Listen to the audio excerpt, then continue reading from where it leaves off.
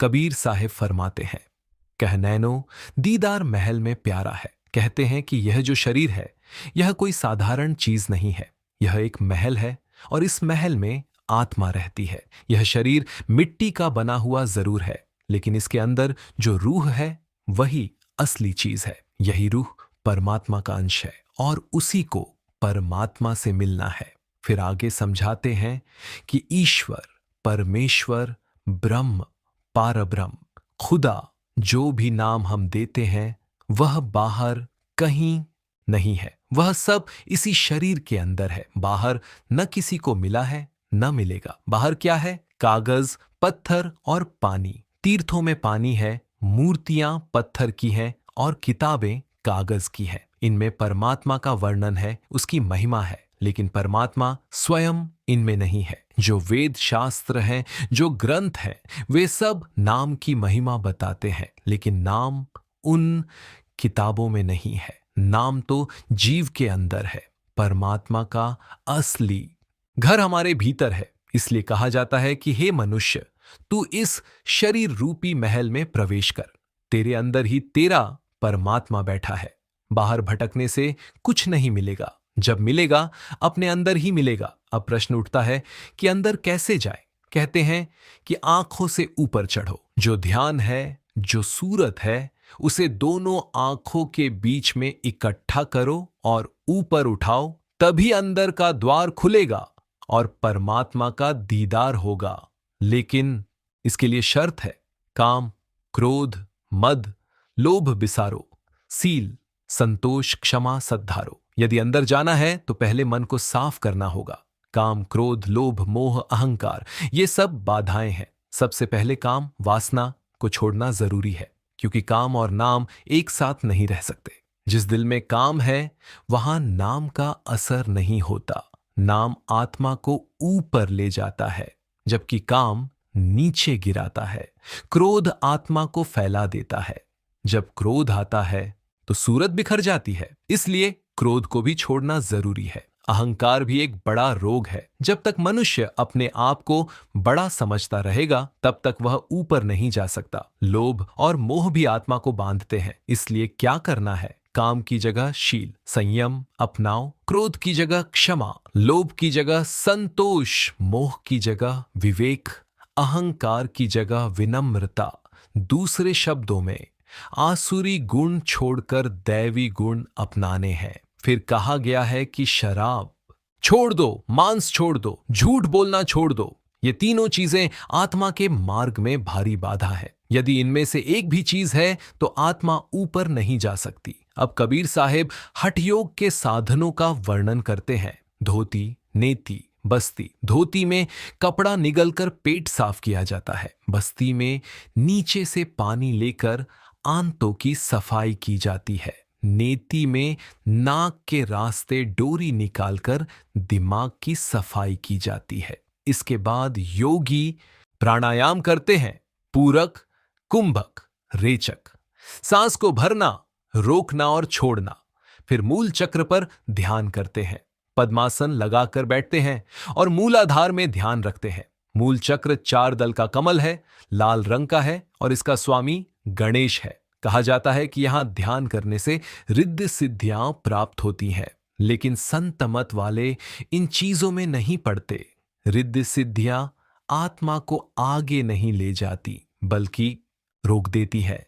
फिर स्वाद चक्र आता है, जिसमें ब्रह्मा और सावित्री का स्थान है। इसका रंग नीला या श्याम है। इसके बाद नाभि चक्र आता है, जहां विष्णु का स्थान है। यहां से पूरे शरीर को शक्ति मिलती है। फिर हृदय चक्र आता है, जहां शिव और पार्वती का स्थान है। फिर कंठ चक्र, जहां शक्ति का स्थान है। फिर दोनों आंखों के बीच का स्थान आता है, जिसे तीसरा तिल, दिव्य चक्षु कहा जाता है। यहीं से संत मत का असली मार्ग शुरू होता है। कहा गया है कि नीचे के चक्रों में समय बहुत लगता है और लाभ भी सीमित है। इसलिए संत सीधे तीसरे तिल से मार्ग बताते हैं। यहां मन और आत्मा दोनों साथ होते हैं। आत्मा पर्दों में ढकी हुई होती है। जब साधक सुमिरन करता है तो धीरे धीरे सूरत दोनों आंखों से सिमटकर तीसरे तिल में आ जाती है। फिर अंदर प्रकाश दिखाई देता है। फिर सूर्य और चंद्रमा के मंडल दिखाई देते हैं। फिर 3 रास्ते आते हैं, दायां, बायां और बीच का। संत बीच का रास्ता बताते हैं, जिसे सुषुम्ना कहते हैं। इसी मार्ग से आत्मा को ऊपर जाना होता है। फिर अनहद शब्द सुनाई देता है, घंटा, शंख आदि की ध्वनियां आती हैं। साधक को इन ध्वनियों में से किसी एक को पकड़ना होता है। फिर सहस्त्रदल कमल आता है, जहां हजारों पंखुड़ियों का कमल है और अद्भुत प्रकाश है। बहुत से योगी यहीं रुक जाते हैं, लेकिन संत आगे ले जाते हैं। इसके आगे बहुत सूक्ष्म मार्ग है, जहां बिना सद्गुरु के जाना संभव नहीं। फिर ब्रह्म, पारब्रह्म और उससे आगे के लोक आते हैं। संत कहते हैं कि हमारा असली घर सचखंड है, जहां न जन्म है, न मृत्यु, न दुख, न सुख, केवल अनंत प्रेम और शांति है। लेकिन वहां तक पहुंचने के लिए सद्गुरु का सहारा जरूरी है। कहा गया है कि यह शरीर एक अनमोल मशीन है। इसके अंदर सब कुछ मौजूद है, लेकिन माया और काल ने पर्दा डाल रखा है। इसलिए संत आते हैं और उस पर्दे को हटाते हैं। वे कहते हैं, अभी इसी जीवन में अंदर जाओ, मरने के बाद का इंतजार मत करो। फिर अभ्यास के 4 चरण बताए गए हैं। पहली चींटी चाल, धीरे धीरे चढ़ना। दूसरी मकड़ी चाल, आना जाना शुरू होना। तीसरी मीन चाल, तेजी से चढ़ना। चौथी विहंगम चाल, तुरंत ऊपर जाना। कबीर साहिब कहते हैं कि यह विहंगम मार्ग है और यह सतगुरु की कृपा से मिलता है। जब साधक सुमिरन और ध्यान के द्वारा अपनी सूरत को दोनों आंखों के बीच एकत्र कर लेता है, तब उसकी असली यात्रा शुरू होती है। यह स्थान तीसरा तिल है। यहीं से संतों की शिक्षा आरंभ होती है। यहां पहुंचकर साधक को पहली बार अनुभव होता है कि वह शरीर नहीं है, बल्कि शरीर के अंदर रहने वाली चेतना है। जब सूरत यहां टिक जाती है, तब धीरे धीरे शरीर से उसका संबंध कम होने लगता है। शरीर मानो निर्जीव सा हो जाता है और चेतना ऊपर की ओर खींचने लगती है। यही वह अवस्था है जहां संत कहते हैं कि तीनों तवज्जो, आंखों की, कानों की और जिह्वा की, सबको बाहर से हटाकर अंदर की ओर मोड़ दो। जो देखना है अंदर देखो, जो सुनना है अंदर सुनो, जो बोलना है अंदर नाम का जाप करो। जब यह अभ्यास पक्का हो जाता है, तब अनहद शब्द सुनाई देना शुरू होता है। यह कोई साधारण ध्वनि नहीं है। यह वह ध्वनि है जो सृष्टि के आरंभ से ही चल रही है। यह ध्वनि ही आत्मा को खींचकर ऊपर ले जाती है। कहा गया है, दोनों तिल एक तार मिलाओ, तब देखो गुलजारा है। जब दोनों आंखों की ज्योति एक बिंदु पर मिल जाती है, तब अंदर का प्रकाश प्रकट होता है। पहले हल्की सी रोशनी दिखाई देती है, फिर वह बढ़ती जाती है। कभी तारे दिखाई देते हैं, कभी चांद, कभी सूरज। लेकिन संत समझाते हैं कि इन दृश्यों में उलझना नहीं है। ये केवल मार्ग के संकेत हैं, मंजिल नहीं। कई साधक यहां अपनी ही आकृति देख लेते हैं और सोचते हैं कि उन्होंने सब कुछ पा लिया। वे कहते हैं, अहम ब्रह्मास्मि, मैं ही ब्रह्म हूं। लेकिन यह भी एक पड़ाव है, अंतिम सत्य नहीं। वेदांत की सीमा यहीं तक है। वे इसी अनुभव को अंतिम मान लेते हैं। लेकिन संत आगे का मार्ग बताते हैं। जब साधक इन सब को पार कर लेता है, तब 3 रास्ते सामने आते हैं, दायां, बायां और मध्य। दायां और बायां मार्ग इड़ा और पिंगला के हैं, लेकिन संत मध्य मार्ग बताते हैं, सुषुम्ना का मार्ग। यही वह रास्ता है जिससे आत्मा को ऊपर चढ़ना है।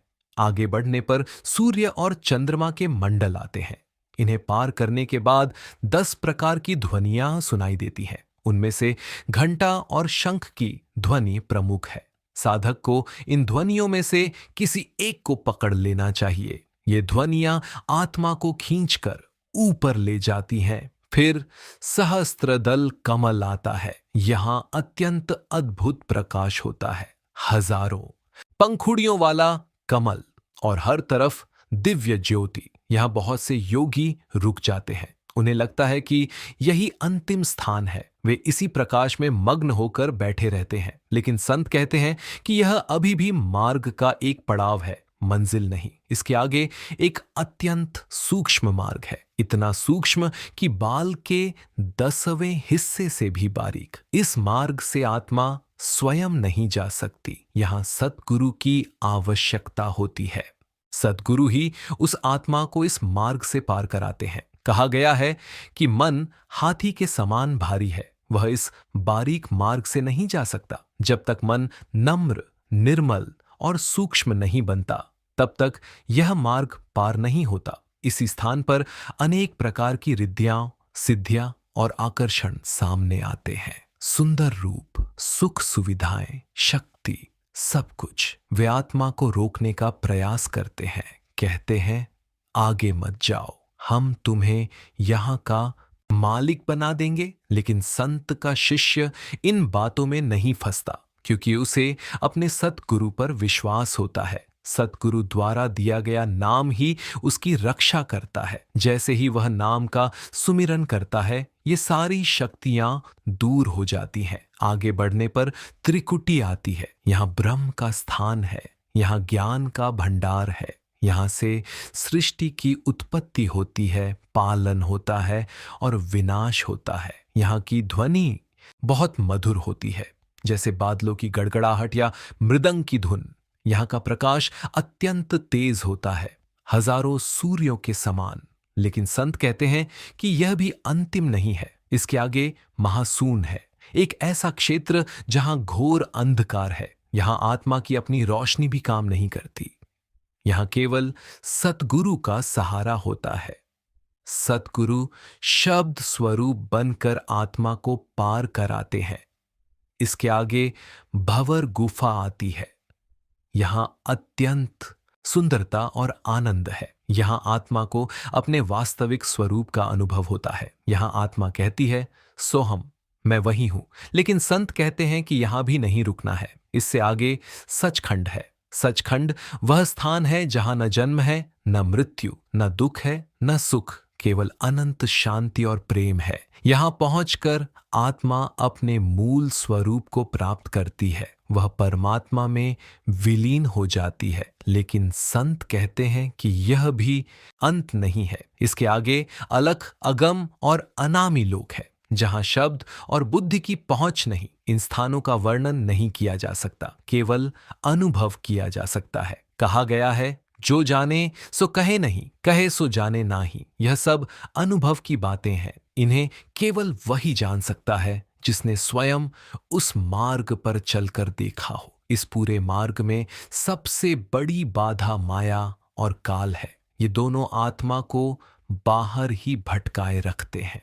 माया आकर्षणों के द्वारा रोकती है और काल भय के द्वारा। लेकिन सद्गुरु इन दोनों के जाल को काट देते हैं। वे कहते हैं, हे जीव, तू बाहर क्यों भटक रहा है? तेरे अंदर ही सब कुछ है, तू अपने घर लौटा। लेकिन यह मार्ग आसान नहीं है, इसके लिए प्रेम, विश्वास और निरंतर अभ्यास चाहिए। जो साधक धैर्य से इस मार्ग पर चलता है, वही अंततः अपने घर पहुंचता है। जब जीव त्रिकुटी और उसके ऊपर के मंडलों को सतगुरु की कृपा से पार कर लेता है, तब उसे यह अनुभव होने लगता है कि अब तक जो कुछ देखा वह सब सीमित था। अब जो आगे है वह असीम की ओर ले जाने वाला है। यहां से यात्रा और सूक्ष्म हो जाती है और आत्मा की परीक्षा भी और गहरी होने लगती है। कहा गया है कि भंवर गुफा एक अद्भुत स्थान है। यहां निरंतर मुरली की धुन बजती रहती है। यह धुन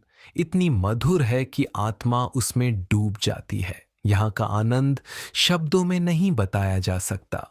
यहाँ आत्मा अपने असली स्वरूप के बहुत निकट पहुंच जाती है। यहीं पर सोहम का अनुभव होता है। आत्मा को प्रतीति होती है कि वह परमात्मा का अंश है। जैसे बूंद समुद्र को देखकर कहती है कि मैं भी उसी का हिस्सा हूं, वैसे ही आत्मा यहाँ अनुभव करती है कि वह उसी परम सत्ता से निकली है।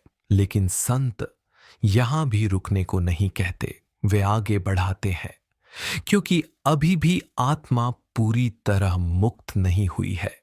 आगे बढ़ने पर आत्मा सोहंग की सीमा को भी पार कर जाती है। तब वह उस देश में प्रवेश करती है जहां सतनाम का वास है। यही सचखंड है, असली घर, असली मुकाम। यहाँ पहुंचकर आत्मा को यह अनुभव होता है कि अब तक जो कुछ भी देखा वह सब परछाई थी। यहाँ असली प्रकाश है, असली आनंद है। यहाँ कोई दुख नहीं, कोई भय नहीं, कोई जन्म मरण नहीं, केवल प्रेम ही प्रेम है। यहाँ आत्मा अपनी अलग सत्ता को खोने लगती है। जैसे बूंद समुद्र में मिलकर समुद्र बन जाती है, वैसे ही आत्मा सतपुरुष में मिलकर उसी का स्वरूप धारण कर लेती है। कहा गया है कि यहाँ आत्मा की अपनी ज्योति 16 सूर्यों के समान हो जाती है। इससे पहले इतनी शक्ति नहीं होती कि इस दरबार में प्रवेश कर सके। यह स्थान अत्यंत उज्ज्वल, अत्यंत पवित्र और अत्यंत आनंदमय है। लेकिन संत यहाँ भी बताते हैं कि यात्रा यहीं समाप्त नहीं होती। इसके आगे अलख लोक है, जहां तक पहुंचकर शब्द और बुद्धि दोनों ठहर जाते हैं। वहां का वर्णन नहीं किया जा सकता, वहां केवल अनुभव ही है। उसके आगे अगम लोक है, और भी सूक्ष्म और भी असीम। वहां तक पहुंचने के लिए और अधिक कृपा की आवश्यकता होती है। और अंत में अनामी लोक, जहां कोई नाम नहीं, कोई रूप नहीं, कोई पहचान नहीं। वही परम सत्य है, वही अंतिम धाम है। कहा गया है, जो पहुंचा सो जान गया, कहन सुनन तय न्यारा है। इस स्थान का वर्णन करना संभव नहीं है। वहां पहुंचकर वाणी रुक जाती है। जो जानता है वह कह नहीं सकता, और जो कहता है वह जानता नहीं। अब यह सारी रचना जो शरीर के अंदर है, इसे समझना जरूरी है। मनुष्य के अंदर ही पिंड, अंड, ब्रह्मांड और उससे ऊपर के सभी लोक मौजूद हैं। लेकिन माया और काल ने ऐसा जाल बिछाया हुआ है कि जीव बाहर ही भटकता रहता है। माया आकर्षण दिखाती है, धन, दौलत, परिवार, मान सम्मान, और काल समय के रूप में सबको अपने अधीन रखता है। इन दोनों के कारण आत्मा अपने घर को भूल गई है। कहा गया है कि यह सारी रचना प्रतिबिंब के समान है। ऊपर के मंडलों का प्रतिबिंब नीचे के मंडलों में दिखाई देता है। इसी कारण जीव भ्रम में पड़ जाता है और समझ नहीं पाता कि असली क्या है और नकली क्या। जब जीव अभ्यास शुरू करता है, तब उसे 4 प्रकार की चालों से गुजरना पड़ता है। पहली चाल चींटी के समान है, बहुत धीमी, बार बार गिरना, फिर उठना, फिर चलना। इसमें समय लगता है, धैर्य चाहिए। दूसरी चाल मकड़ी के समान है, ऊपर जाना, फिर नीचे आना, फिर ऊपर जाना। धीरे धीरे मार्ग स्पष्ट होने लगता है। तीसरी चाल मछली के समान है, जो तेजी से ऊपर चढ़ती है। यहां आत्मा की गति तेज हो जाती है। चौथी चाल विहंगम है, पक्षी की तरह, एक पल में ऊपर, एक पल में नीचे। यहां आत्मा स्वतंत्र हो जाती है। कबीर साहेब कहते हैं कि यह विहंगम मार्ग है। यह सतगुरु की कृपा से ही मिलता है। जब यह अवस्था आ जाती है, तब आंखें बंद करते ही आत्मा ऊपर चली जाती है और आंखें खोलते ही वापस आ जाती है। यह स्थिति अभ्यास के पूर्ण होने पर ही आती है। कहा गया है, खुले एक पाठ शब्द झंकारी, पिंड अंड के पार सो देश हमारा है। जब यह सब पर्दे हट जाते हैं, तब आत्मा को अपना असली घर दिखाई देता है। वह देश जो पिंड और अंड से परे है, जहां माया का कोई दखल नहीं। यही संतों का देश है, यही असली मंजिल है। लेकिन यह मार्ग केवल सुनने से नहीं मिलता, इसके लिए कमाई करनी पड़ती है, सुमिरन, ध्यान और भजन की। सतगुरु रास्ता दिखाता है, लेकिन चलना जीव को खुद पड़ता है। जो इस मार्ग पर चलता है वही पहुंचता है, जो नहीं चलता वह बाहर ही भटकता रहता है। अब आगे यह समझाया जाता है कि माया और काल ने जीव को किस प्रकार भ्रम में डाला हुआ है।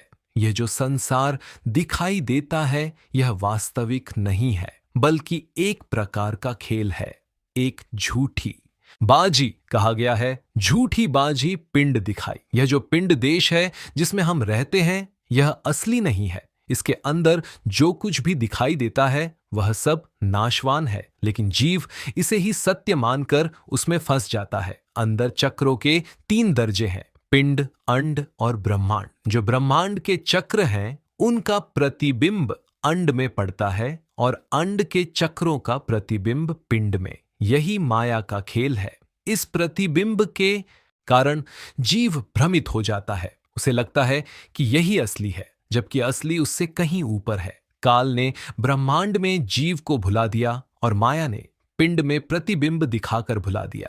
इस प्रकार जीव चारों ओर से घिर गया है। अब जब कोई जीव सद्गुरु की शरण में आता है और अभ्यास शुरू करता है, तब धीरे धीरे यह पर्दा हटने लगता है। सद्गुरु कहते हैं, ऊपर चल और देख कि असली क्या है। लेकिन यह मार्ग धैर्य और प्रेम का है। इसमें जल्दबाजी नहीं चलती। जब जीव सुमिरन करता है तो उसकी सूरत 9 द्वारों से हटकर धीरे धीरे ऊपर चढ़ने लगती है। यह पहली अवस्था चींटी के समान होती है। बहुत धीरे, बहुत मेहनत से। बार बार मन भटकता है, बार बार नीचे गिरता है, फिर उठकर प्रयास करता है। यही अभ्यास है। फिर मकड़ी की चाल आती है। जैसे मकड़ी धागे के सहारे ऊपर नीचे जाती है, इसी प्रकार आत्मा भी ऊपर जाकर फिर नीचे आती है, फिर ऊपर जाती है। इससे मार्ग का अभ्यास हो जाता है। फिर मीन चाल आती है। जैसे मछली धारा के विपरीत तेजी से चढ़ती है, यहां आत्मा की गति तेज हो जाती है। फिर विहंगम चाल, पक्षी की तरह यहां आत्मा स्वतंत्र हो जाती है, एक ही क्षण में ऊपर जाकर वापस आ सकती है। यह अवस्था तब आती है जब सुमिरन और ध्यान पूर्ण हो जाते हैं। कबीर साहिब कहते हैं कि यह विहंगम मार्ग है और यह सतगुरु की कृपा से ही प्राप्त होता है। अब आगे बताया जाता है कि यह मार्ग क्यों आवश्यक है। यह शरीर एक अनमोल रचना है। इसके अंदर ही सब कुछ मौजूद है, सभी लोक, सभी मंडल, सभी धाम। लेकिन जीव बाहर भटकता रहता है, तीर्थों में, मूर्तियों में, किताबों में, जबकि परमात्मा उसके अंदर ही बैठा है। किताबें केवल रास्ता बताती हैं, मंजिल नहीं होती। मूर्तियां केवल संकेत हैं, सत्य नहीं। सत्य तो भीतर है। इसलिए संत कहते हैं, हे जीव, अपने अंदर जा। लेकिन अंदर जाना आसान नहीं है, क्योंकि माया बार बार बाहर खींचती है। कभी धन का लालच, कभी मान सम्मान का मोह, कभी रिश्तों का बंधन। ये सब आत्मा को बांध लेते हैं। और काल हर समय यह याद दिलाता है कि समय सीमित है, लेकिन जीव फिर भी जागता नहीं। कहा गया है कि यह जीवन बहुत कीमती है। यही वह मौका है जिसमें आत्मा अपने घर लौट सकती है। अगर यह मौका चूक गया तो फिर न जाने कितने जन्मों तक भटकना पड़े। संत कहते हैं, जीते जी कर लो, मरने के बाद कुछ नहीं होगा। जो करना है इसी जीवन में करना है। फिर आगे समझाया जाता है कि संत और योगी के मार्ग में क्या अंतर है। योगी नीचे के चक्रों में उलझ जाते हैं। प्राणायाम, आसन, रिद्ध सिद्धियां, वे वहीं रुक जाते हैं। लेकिन संत सीधे तीसरे तिल से मार्ग शुरू करते हैं और आत्मा को ऊपर ले जाते हैं। योगियों का मार्ग कठिन है, लंबा है और उसमें खतरे भी हैं। कई बार साधक वापस नहीं आ पाता, लेकिन संत मत का मार्ग सहज है। सतगुरु साथ होता है, इसलिए डर नहीं रहता। कहा गया है कि जब आत्मा अंदर जाती है तो शरीर मानो मृतक जैसा हो जाता है, लेकिन यह वास्तविक मृत्यु नहीं है। यदि कोई पास बैठा हो और उसे हिलाए तो कुछ समय बाद आत्मा वापस आ जाती है। लेकिन प्राणायाम में यह खतरा है कि यदि ध्यान गहरा हो जाए तो वापस आना कठिन हो जाता है। इसलिए संत इस मार्ग को नहीं अपनाते। अब आगे कहा गया है कि दोनों आंखों के बीच जो स्थान है वही असली द्वार है, दशम द्वार। यहीं से आत्मा बाहर के 9 द्वारों को छोड़कर ऊपर जाती है। यही वह स्थान है जहां गंगा, यमुना और सरस्वती का संगम है, अंदर का प्रयाग। यही वह स्थान है जहां आत्मा स्नान करती है और शुद्ध होती है। जब आत्मा यहां पहुंचती है तो मन, माया, गुण, तत्व सब पीछे छूट जाते हैं। आत्मा नंगी हो जाती है, यानी अपने असली रूप में आ जाती है। फिर वह पूछती है, मैं कौन हूं? और उत्तर मिलता है, तू आत्मा है और तेरा मालिक सतपुरुष है।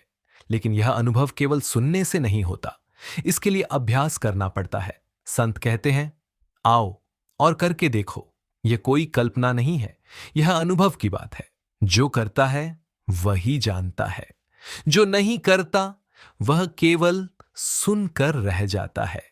आगे कहा गया है कि यह संसार एक पिंजरे के समान है और आत्मा एक तोते की तरह इसमें बंद है। जब तक वह इस पिंजरे से बाहर नहीं निकलती तब तक उसे अपने असली घर का पता नहीं चलता, लेकिन जब वह अभ्यास करके ऊपर जाती है तब उसे अपने असली स्वरूप का ज्ञान होता है। तब वह समझती है कि यह संसार अस्थाई है और असली घर कहीं और है। यही समझ मुक्ति की शुरुआत है। और जब आत्मा सचखंड पहुंच जाती है तब वह पूरी तरह मुक्त हो जाती है। न जन्म, न मृत्यु, न दुख, न सुख, केवल अनंत शांति और प्रेम। अब आगे उस अवस्था का वर्णन आता है जहां आत्मा सचखंड से भी आगे की ओर बढ़ती है। यहां पहुंचकर जीव का सारा भ्रम समाप्त हो जाता है। अब उसे यह पूर्ण अनुभव हो जाता है कि जो कुछ भी नीचे था वह सब अस्थाई था और जो यहां है वही शाश्वत है। सचखंड वह देश है जहां सतनाम का निवास है। यहां न समय का बंधन है, न जन्म मरण का चक्र। यहां आत्मा पूर्ण स्वतंत्र हो जाती है। यहां केवल प्रेम है, ऐसा प्रेम जिसका कोई अंत नहीं, कोई सीमा नहीं। यहां आत्मा का स्वरूप इतना प्रकाशमान हो जाता है कि उसकी ज्योति 16 सूर्यों के समान बताई गई है। यह कोई साधारण अवस्था नहीं है। यह वह दशा है जहां आत्मा अपने मूल को पहचान लेती है। लेकिन संत यहां भी बताते हैं कि सद्गुरु का कार्य यहीं तक है, आत्मा को सत्पुरुष की गोद तक पहुंचाना। इसके आगे की यात्रा सत्पुरुष की कृपा से होती है। सत्पुरुष आत्मा को अपनी शक्ति देकर उसे आगे अनामी देश की ओर ले जाता है। अनामी, जहां कोई नाम नहीं, कोई रूप नहीं, कोई पहचान नहीं। वहां पहुंचकर सब कुछ समाप्त हो जाता है, जानने वाला भी, जानने की प्रक्रिया भी, और जो जाना जा रहा है वह भी। कहा गया है, भीखा बात अगम की, कहन सुनन में नहीं। यह वह अवस्था है जहां वाणी पूरी तरह मौन हो जाती है। वहां कुछ भी कहा नहीं जा सकता, केवल अनुभव ही शेष रह जाता है। अब कबीर साहेब इस पूरे मार्ग का सार बताते हैं। कहते हैं कि यह सारी रचना मनुष्य के शरीर के अंदर ही है, बाहर कहीं खोजने की आवश्यकता नहीं है। लेकिन माया और काल ने ऐसा जाल बिछाया हुआ है कि जीव इस सच्चाई को भूल गया है। माया क्या करती है? वह दिखावे के माध्यम से आकर्षित करती है। धन, दौलत, रिश्ते, मान सम्मान, इन सब के पीछे जीव भागता रहता है। काल क्या करता है? वह समय के माध्यम से सबको अपने अधीन रखता है, जन्म देता है, मृत्यु देता है और फिर जन्म देता है। इस प्रकार जीव इस चक्र में फंसा रहता है।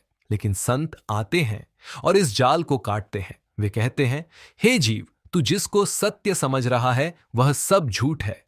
तू अपने अंदर देख, वहां तेरा असली घर है। लेकिन यह बात हर कोई नहीं समझ पाता। जो समझता है वह भी अक्सर अभ्यास नहीं करता, और जो अभ्यास करता है वही आगे बढ़ता है। इस मार्ग में सबसे जरूरी चीज है प्रेम और विश्वास। अगर प्रेम नहीं है तो मन टिकेगा नहीं, और अगर विश्वास नहीं है तो कदम आगे बढ़ेगा नहीं।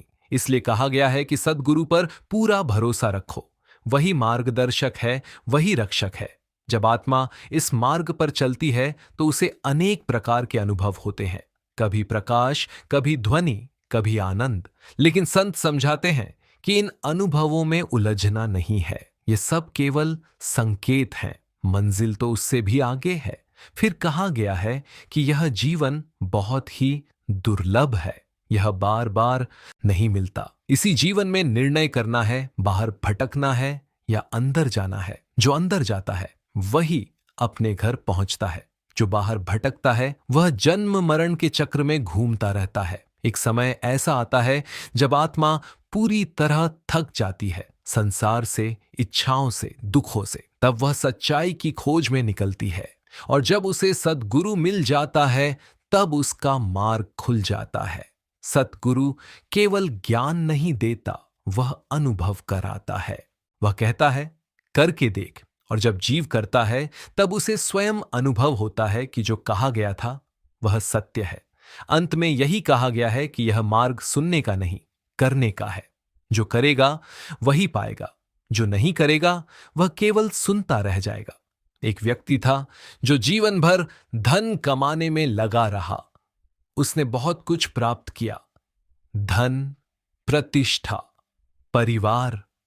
लेकिन अंत समय जब मृत्यु सामने आई तो उसे लगा कि उसने कुछ भी नहीं पाया। उसने कहा, जो कुछ कमाया वह यहीं रह गया, जो जाना था वह कभी जाना ही नहीं। उसी समय उसे एक संत की वाणी याद आई, जो तेरे साथ जाएगा उसे अभी कमा ले। लेकिन तब बहुत देर हो चुकी थी। दूसरी ओर एक ऐसा जीव था जिसने साधारण जीवन जिया, लेकिन उसने सुमिरन और ध्यान को अपना आधार बनाया। धीरे धीरे उसने अंदर की यात्रा शुरू की। जब उसका अंतिम समय आया तो उसके चेहरे पर शांति थी, क्योंकि उसे पता था कि वह अपने घर जा रहा है। यही अंतर है, एक ने बाहर कमाया, एक ने अंदर। बाहर वाला खाली गया, अंदर वाला भर कर गया। अंत में यही संदेश है, यह जीवन एक अवसर है, इसे व्यर्थ मत गंवाओ। अपने अंदर जाओ, अपने मालिक को खोजो, सतगुरु का सहारा लो, नाम का सुमिरन करो और उस मार्ग पर चलो जो तुम्हें सचखंड तक ले जाता है। जो जाने सो कहे नहीं, कहे सो जाने नाही।